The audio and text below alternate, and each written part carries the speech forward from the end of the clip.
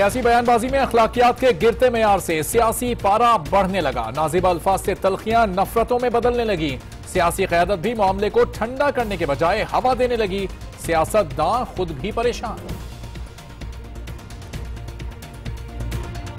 जावेद लतीफ साहब से आपके माँ बाप ने ये तरबियत की जो आपने कल दिखाया अपना? बीच में जो कुछ गंदे अंडे हैं अगर वो ना शामिल किए जाएं तो सियासत बहुत अच्छी जा रही है। हमें फिर भी बर्दाश्त का मुजाहरा करना है, बिकॉज एक बंदा पागल हो तो बाकियों को पागल नहीं होना चाहिए। तहरीक इंसाफ का जावेद लतीफ के रुकनियत के खात्मे के लिए रेफरेंस दायर करने का फैसला। सेनेट और असम्बलियों में तहरीक इस्तेकाक का मुज़म्मती करारदाद लाने पर इत्तेफाक। पार्टी रहनुमा किसी ऐसे फोरम में शरीक ना हो जिसमें जावेद लतीफ मौजूद हो, इमरान खान की हिदायत।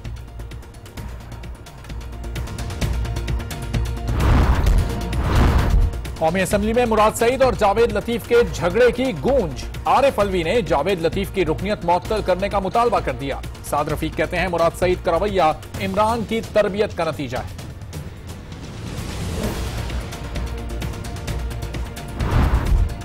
कल मेरे मुंह से कोई दो लफ्ज ऐसे निकल गए जो मुनासिब नहीं थे और उसको मैं दोहराना भी नहीं चाहता कि गुस्से में मेरे से भी कुछ ऐसा हो गया। इमरान खान अपने कारकुनों को क्या तरबियत दे रहे हैं? उनका रवैया गद्दारों जैसा ही है। गुस्से में मुंह से नामुनासिब अल्फाज निकले। जावेद लतीफ का एतराफ लेकिन माजरत नहीं की। आगे अब जितने दिन हो मियां साहब, अब बार बार आते रहो और सिर्फ ऐलान नहीं करो, माल भी लेकर आओ। हमें सिर्फ आसरे ऐसे नहीं करें। पीपल्स पार्टी को वजीर आजम का दौरा सिंध एक आंख ना भाया। नवाज शरीफ सिर्फ बातें ना करें, माल भी लाएं। क्या माल सिर्फ लाहौर के लिए है? मौला बख्श चांडियों की तनकीद। सारे कचरे उठाने का तो मैंने भी वादा नहीं किया था। मैंने तो चंद यूसीज की बात की थी, मगर पेश ये किया जा रहा है कि मैंने शायद कोई ऐसा वादा कर लिया था कि पूरा कराची जो है वो बिल्कुल कचरे से पाक हो जाएगा। नहीं। मेयर कराची की 100 रोजा सफाई मुहिम मुकम्मल, लेकिन शहर की हालत ना बदली। जगह जगह कचरे के ढेर मौजूद। सारे शहर का कचरा उठाने का वादा नहीं किया था। जिन यूसीज की बात की वहां सफाई की। मैं नहीं, वजीर आला नाकाम हुए। वसीम अख्तर ने मलबा हुकूमत पर डाल दिया। उड़ी हमले के झूठे इल्जाम से बरी पाकिस्तानी तालिब इल्म एहसन और फैसल वतन वापस पहुंच गए। अहले खाना ने इस्तकबाल किया। भारतीय हुक्काम तलबा की आंखों पर पट्टियां बांधकर वाघा बॉर्डर लाए।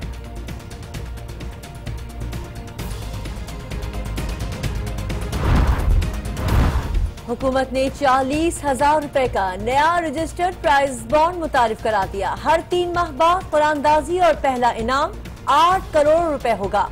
बॉन्ड खरीदने के लिए रजिस्ट्रेशन लाजमी होगी।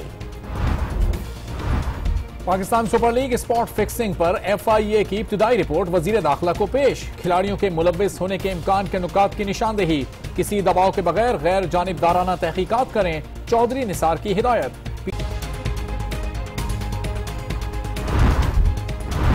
कराची में आग के भड़कते शोले एक और फैक्ट्री को निगल गए। लांडी में कपड़े की फैक्ट्री में लगी आग 5 घंटे बाद भी बुझाई न जा सके।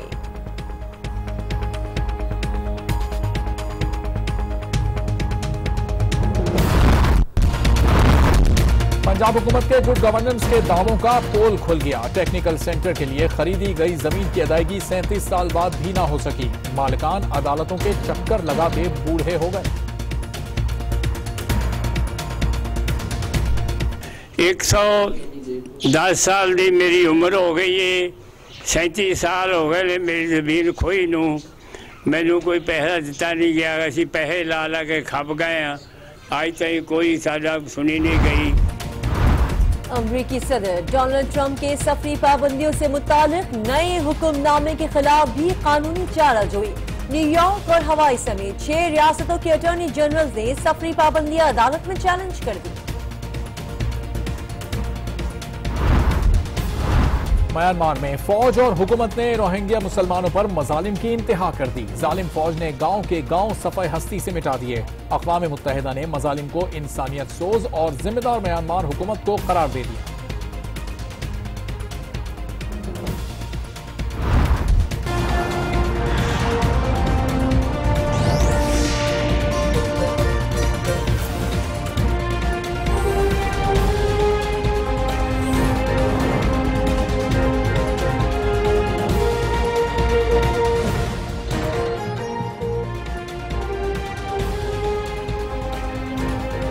अस्सलामुअलैकुम। आज 9 बजे में आपको कहेंगे खुश आमदीद। मैं हूं किरण रिजवी और मैं हूं अरबाब जहांगीर। हेडलाइंस आपने जानी। बुलेटिन के आगाज में आपको बताएं कि रहनुमाओं की अखलाकियात का मयार नीचे क्या आया कि मुल्क में सियासी पारा ऊपर चला गया। नून लीग के जावेद लतीफ और पीटीआई के मुराद सईद के झगड़े ने नया सियासी तूफान खड़ा कर दिया। तहरीक इंसाफ ने जावेद लतीफ की जानिब से मुराद सईद के खानदान के खिलाफ नाजेबा अल्फाज अदा करने के खिलाफ कौमी असम्बली इजलास से बाइकआउट किया।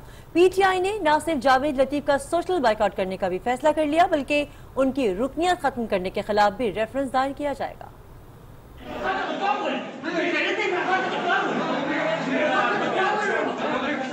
पाकिस्तान की सियासी बयानबाजी के गिरते मयार ने मजीद आग लगा दी और सियासी रहनुमाओं ने हरीफों की पगड़ियां उछालने का नया सिलसिला शुरू कर दिया। इसका अमली मुजाहरा जावेद लतीफ के नाजेबा अल्फाज और मुराद सईद के जवाबी मुक्के ने किया।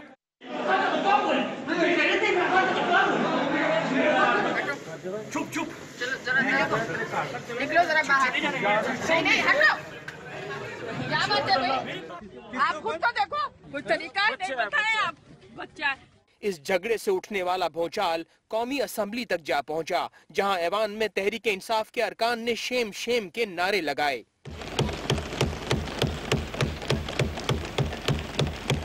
आरिफ अलवी ने कहा कि घर वालों या बहनों के बारे में तो दुश्मन भी बात नहीं करता, जावेद लतीफ की रुकनियत मुअत्तल की जाए। रुकने पीटीआई अली मोहम्मद खान ने कहा कि पख्तून गोली खाता है, गाली नहीं खाता, जिसके बाद तहरीक इंसाफ ने जावेद लतीफ के खिलाफ कौमी असम्बली से वॉकआउट कर दिया।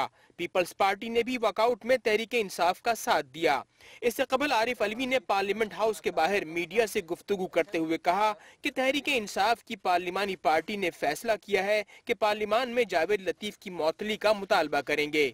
बुनियादी डिमांड हमारी ये है कि मियां जावेद लतीफ साहब को सस्पेंड किया जाए और स्पीकर साहब और डिप्टी स्पीकर साहब इस बात का एहतमाम करें कि जो बायस का इजहार वो करते हैं, अपने हमें बोलने नहीं दिया जाता। सारे मामलात यहाँ से खराब हुए। आप पिछले सारे प्रोटेस्ट पीटीआई के देख लीजिए, जब बोलने से रोका जाता है तो मामलात मजीद खराब होते हैं।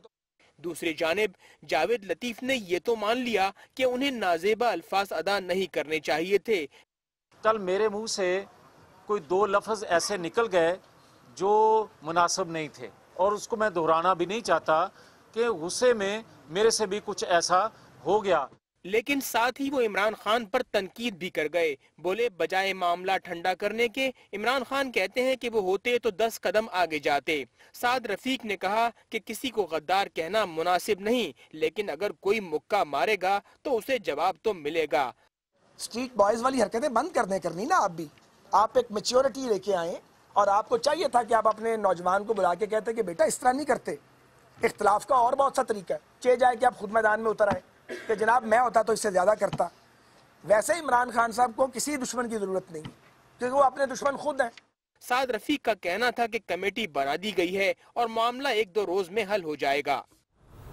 जावेद लतीफ और मुराद सईद दोनों ने जो किया वो अपनी जगह, लेकिन इमरान खान भी अक्सर बेशतर सियासी मुखालिफिन की इज्जत और वक़ार पर हमले करते रहे हैं। सख्त जुमले बोलने में वो भी पीछे ना रहे तो दूसरी और तीसरे दर्जे की क़यादत का रवैया भी वैसा ही हो गया है। चीफ जस्टिस साहब, आप बिके भी तो कितने सस्ते बिके। तो शहबाज शरीफ का नाम सोचो, दूसरा क्या रखे हम। हमारा प्राइम मिनिस्टर के बच्चे आपके सामने झूठ पे झूठ बोले जा रहे हैं। वो कहते हैं तुम मान या ना मान, मैं तेरा मेहमान। फजल रहमान के ऊपर 50% GST लग गया और महंगा हो गया फजल रहमान। आपको तकलीफ है, मैं भी आपकी तकलीफ में शामिल हूं। मेरा मकसद नहीं था कि आज सादिक के खिलाफ मेरी कोई दुश्मनी है। बाकी तो सारे जो फटीचर प्लेयर रेलू कटे थे उन्होंने वैसे ही आ जाना था। पाकिस्तान तहरीक इंसाफ ने जावेद लतीफ की रुकनियत के खात्मे के लिए फौरी तौर पर स्पीकर कौमी असम्बली को रेफरेंस दायर करने का फैसला किया है।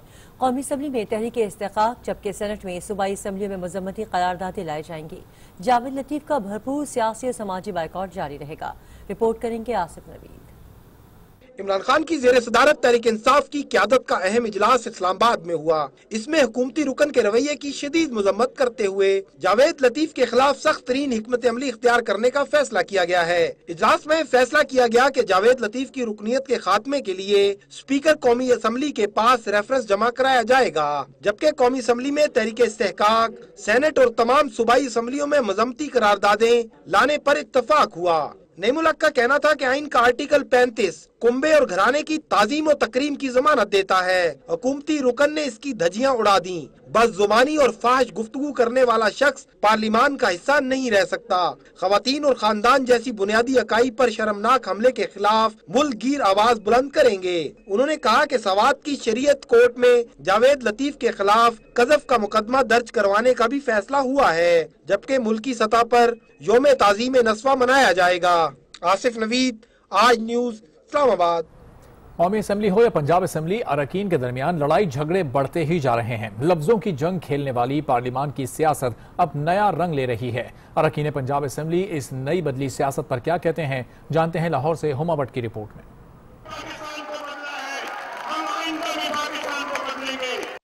जलसे जुलूसों में बयानबाजी और इल्फाज की जंग तो सियासतदानों का वतीरा है। इस बिना पर कुछ लीडरान को अवामी मकबूलियत मिली और कुछ ने तो हुक्मरानी का ताज भी पहना। मगर इन दिनों सियासत कुछ नया अंदाज अपना रही है, जो लफ्जी तनकीद से बढ़कर लड़ाई झगड़े और तशद्दुद तक पहुँच गई है। अरकान पंजाब असम्बली ने भी कौमी असम्बली में होने वाली जंग पर बयानबाजी जारी ही रखी। हुकूमती और PTI अरकान ने एक दूसरे पर खूब लफ्जों के तीर बरसाए, लेकिन साथ ये भी कह दिया कि अब सियासत बस बदतमीजी की ही रह गई है।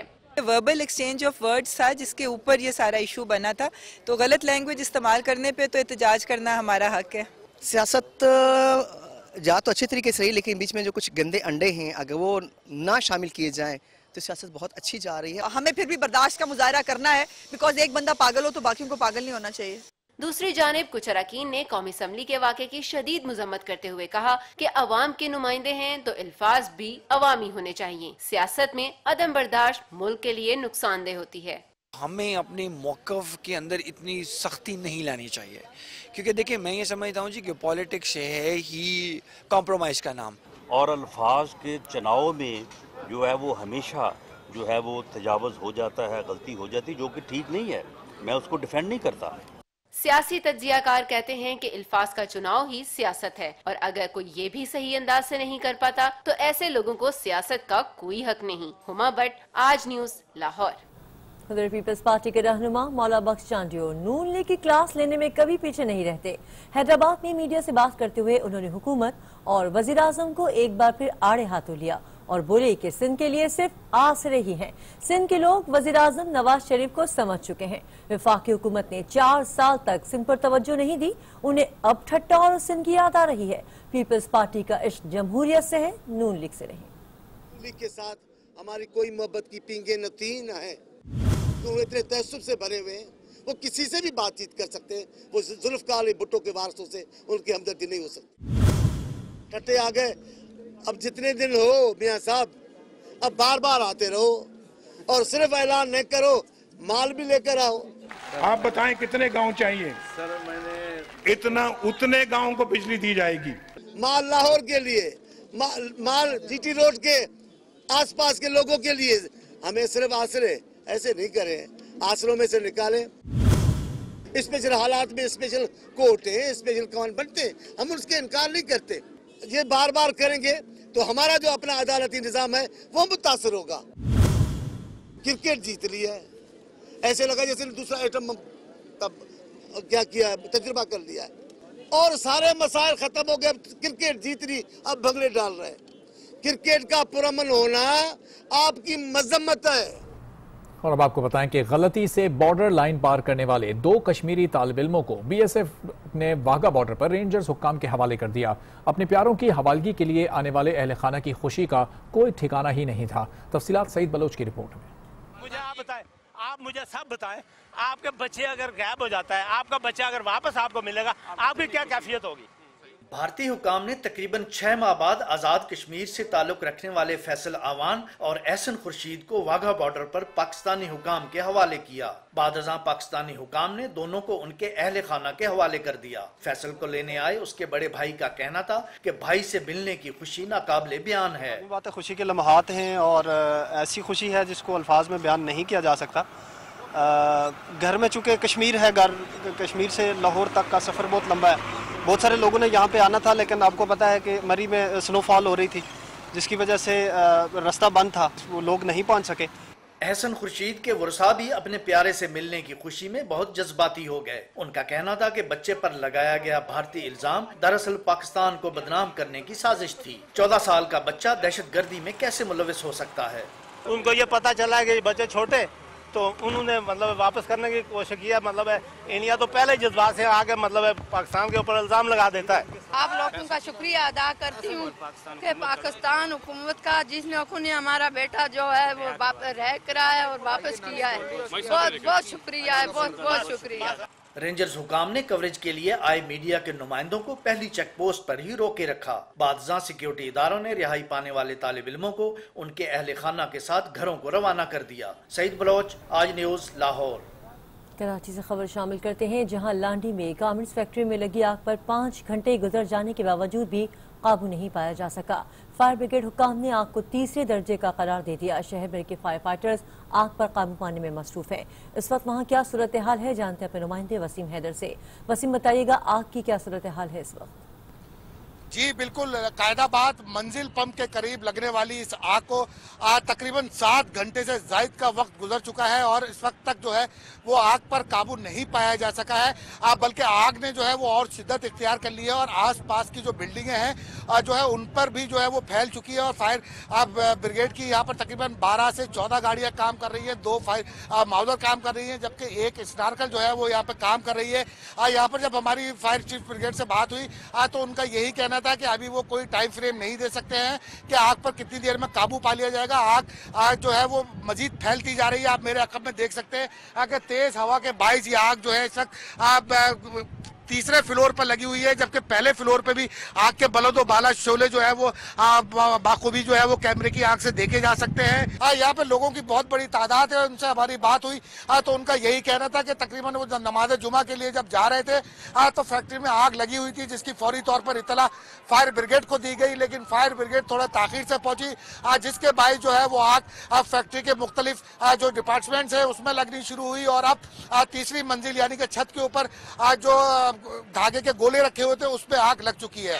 जी, कराची से कचरा साफ करना इतना आसान नहीं था जितना मेयर कराची समझ बैठे। मेयर की 100 रोजा मुहिम तो खत्म हो गई, लेकिन शहर का कचरा साफ ना हो सका। उन्होंने पहले 100 दिन में शहर को साफ करने का दावा किया, फिर सूरत हाल देखकर हाथ उठा लिए। वसीम अख्तर कहते हैं कि सफाई मुहिम में वो नहीं बल्कि वजीर आला सिंध नाकाम हुए हैं। सारे शहर का कचरा उठाने का वादा थोड़ा ही किया था। इख्तियार नहीं है, वसाइल नहीं है, लेकिन जिम्मेदारी है। हम जिम्मेदार लोग हैं, हमारा जज्बा है, हम चाहते हैं कि हम कराची की आवाम को डिलीवर करें। कराची का कचरा है या कानून का खजाना, खत्म होने का नाम ही नहीं ले रहा।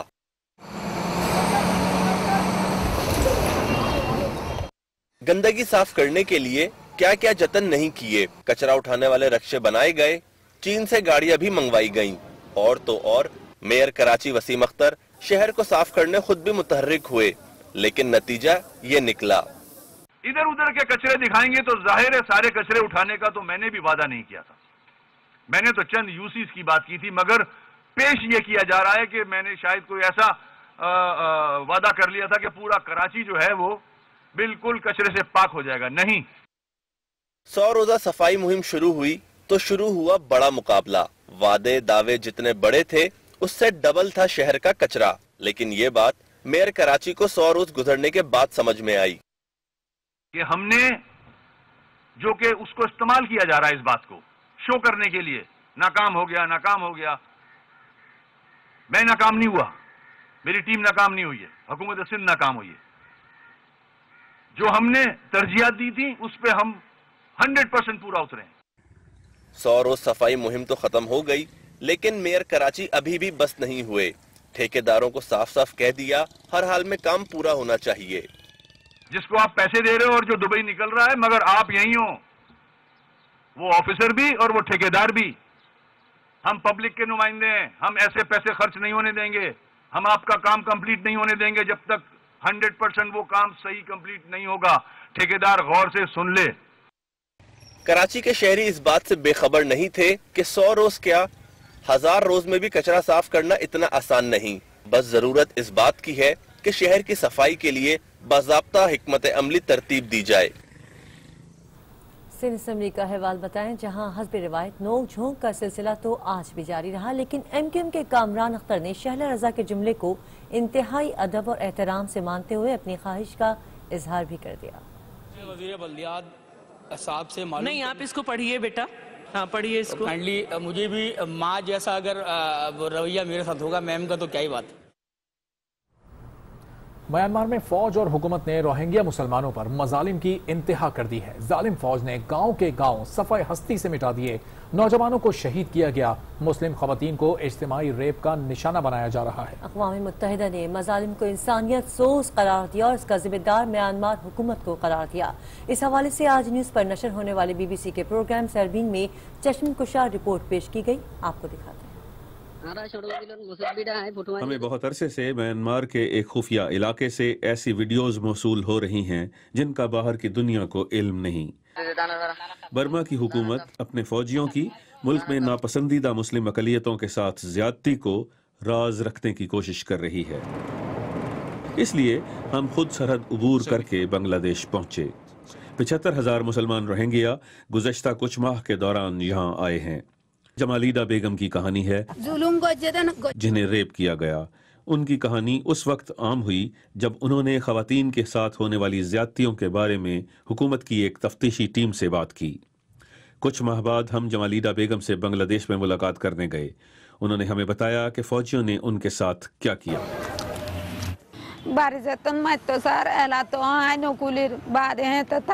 उन्होंने मुझे राइफल, बट, लकड़ी और छुरियों से मारना शुरू किया और फिर मेरे कपड़े खींचे और उन्हें फाड़कर मुझे जमीन पर गिरा दिया। 2 मर्दों ने मेरे साथ रेप किया और फिर एक तीसरे ने भी। जमालीदा कहती हैं कि जब फौज उनकी तस्वीर लेकर उन्हें ढूंढने आई तो उन्हें म्यांमार से भागना पड़ा। रोहिंग्या मुसलमान अपने साथ होने वाली जिन मुबैना ज्यादतियों का बता रहे हैं, उनकी तादाद सुनकर अक़वाम मुत्तहिदा के सफ़ीर भी परेशान हो गए हैं। मैं इन्हें इंसानियत के खिलाफ जराइम कहूँगी, 100% इंसानियत के खिलाफ जराइम। देखें, आखिरी जिम्मेदारी हुकूमत की है, एक सिविलियन हुकूमत जिन्हें इस हौलनाक तशद्दुद और मुजालिम का जवाब देना है, जो कि वो अपने लोगों के साथ कर रहे हैं। म्यांमार की जमहूरियत की अलंबरदार ने हमसे बात करने से इनकार कर दिया। Ms. Suu Kyi, the United Nations has accused this country of committing crimes against humanity. Do you have any response to that? 28वीं आईनी तरमीम और मिलिट्री एक्ट 1952 में तरमीम के बिल इत्तेफाक राय न होने पर पार्लिमानी कमेटी के सुपुर्द कर दिए गए। अपोजिशन का कहना है कि हुकूमत जानबूझकर इस मामले को तूल दे रही है। हुकूमत का कहना है कि कुछ दो कुछ लो की पॉलिसी नहीं होनी चाहिए। देखते हैं इस्लामाबाद से अली फुरकान की रिपोर्ट। फौजी अदालतों की मुद्दत में तोसी से मुतल्लक 28वीं आईनी तरमीम और मिलिट्री एक्ट 1952 में तरमीम के बिल इत्तफाक राय न होने पर दोबारा पार्लिमानी कमेटी के सुपुर्द कर दिए गए। पीपल्स पार्टी के अरकान का कहना था कि हुकूमत दानिस्ता फौजी अदालतों के मामले को तवालत दे रही है। वज़ीर-ए-आज़म सियासी क़यादत के साथ बैठने को तैयार नहीं। इन द लॉन्ग रन जो है इसके लिए क्या इक़दाम किए हम जानना चाहते हैं, क्या प्लान में है।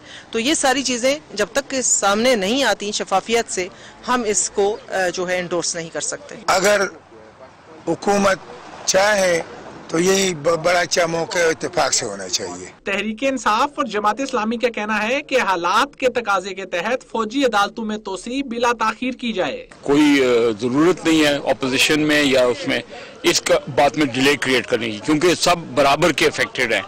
नेशनल एक्शन प्लान के हवाले से खुद वज़ीर आज़म ने बुलाए थे इजलास, सब ने शिरकत की, लेकिन इस बार कोई 8-9 इजलास हो गए, वो सब के सब स्पीकर साहब ने बुलाए। तो इससे ये भी पता चलता है कि हुकूमत का भी इतना जज्बा नहीं है। हुकूमती अरकान का मौकफ है कि बिल की मंजूरी के लिए अददी अक्सरियत के बावजूद अपोजिशन को एतमाद में लेना चाहते हैं, लेकिन मामले पर कुछ लोगों की पॉलिसी नहीं होनी चाहिए। हर पार्टी को ऑन बोर्ड ले रहे हैं, अदरवाइज बिल पास कराना हमारे लिए कोई मसला नहीं है। एक डॉक्टर आसिम को ये बचाने के लिए आप दहशतगर्दी इसका सारा मुल्क शिकार है, अपने मुल्क को दाव पे लगा रहे हैं, तो ये थोड़ी लचक पैदा करनी चाहिए। हुकूमती इत्तेहादी रहनुमाओं ने फौजी अदालतों के मामले पर डेडलॉक की जानब जाने की बजाय हुकूमत से अफाम और तफहीम से इत्तफाक राय पैदा करने पर जोर दिया है। अली फुरकान, आज न्यूज, इस्लामाबाद। आज 9 बजे में ब्रेक के बाद आगे देखिए। जवान बूढ़े हो गए, जमीन की रकम न मिल सकी।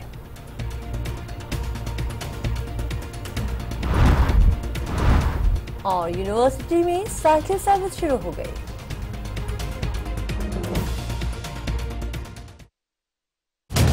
उधर कसूर में जमीन के मालिकान मुआवजा मिलने की आस लगाए दुनिया से रुखसत होने लगे। पंजाब हुकूमत 37 साल बाद भी 187 कनाल अराजी की रकम अदा न कर सकी।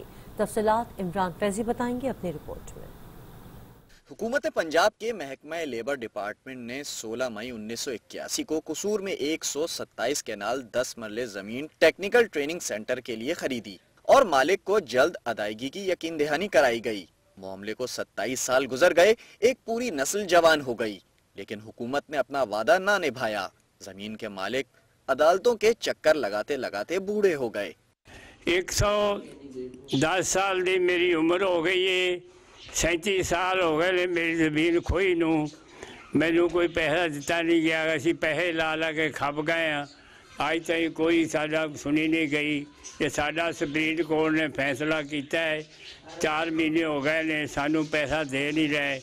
4 माह कबल सुप्रीम कोर्ट ने हुकूमत को रकम अदा करने का हुक्म दिया, लेकिन इसको दफ्तरी शाही या फिर करप्ट माफिया की कारस्तानी कहा जाए। जमीन मालिकान को अब तक कोई मुआवजा ना मिल सका। टैफ्टा है, उसके पास हमारी ज़मीन है, आजकल इंतकाल भी उसका नाम हुआ है, मगर वो टाल मटोल से काम ले रहे हैं कि हमने पैसे लेने के लिए असम्बली वज़ीर आला पंजाब को हड़ताल की हुई है। वो जब उसकी मंजूरी देंगे तो कबीना मंजूरी देगी तो हम आपको पैसे देंगे। इंसाफ के हुसूल के लिए काविशों में बरसों बीत गए, लेकिन 110 साल इस मजलूम शख्स की उम्मीदें अभी कायम हैं कि शायद वजीर आजम या वजीर आला मामले का नोटिस लें और इसको अपना मुआवजा मिल जाए। कराची की जामिया एनडी में तलबा की सहूलत के लिए साइकिल सर्विस शुरू कर दी गई है। मजीद तफसील कफील अहमद की रिपोर्ट में।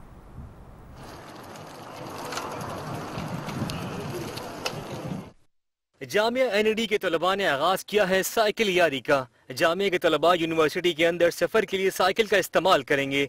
इस मकसद के लिए तलबा ने 30 साइकिलें खरीदी हैं।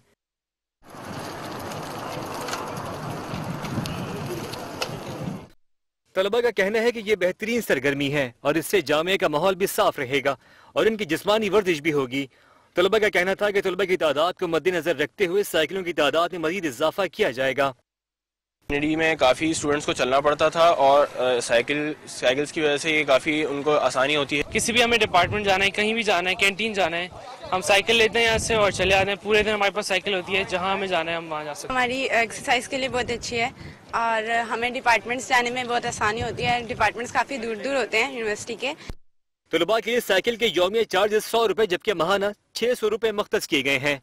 साइकिल की सवारी जहां कैंपस के दरमियान फासलों को कम करती है, वही माहौल दोस्त भी है। कफील अहमद, आज न्यूज कराची। हुकूमत ने टैक्स चोरों को फंसाने के लिए नया जाल बुन लिया। पहली बार 40,000 रुपए मालियत का नया रजिस्टर्ड प्रीमियम प्राइस बॉन्ड मुतारिफ करवा दिया, जिसकी हर 3 माह बाद कुरानंदाजी होगी। पहला इनाम 8 करोड़ रुपए होगा। टैक्स चोरों से परेशान हुकूमत ने इन्हें नेट में लाने का नया बंदोबस्त कर लिया। मुल्क की तारीख में पहली बार 40,000 रुपए मालियत का पुरकशिश रजिस्टर्ड बॉन्ड, जिसे बैंक नहीं बल्कि शहरी, सरकारी और गैर सरकारी मुलाजमीन खरीद सकेंगे। बॉन्ड खरीदने के लिए रजिस्ट्रेशन कराना लाजमी होगी, जिसके बाद टैक्स चोर खुद ब खुद FBR के शिकंजे में आ जाएगा। बॉन्ड की कुरानंदाजी हर 3 माह बाद होगी और पहला इनाम 8 करोड़ रुपए होगा। मुनाफा और इनामी रकम कस्टमर के अकाउंट में बराह रास्त मुंतकिल होगी। सिर्फ यही नहीं बल्कि हर 6 माह बाद मुनाफा भी मिलेगा।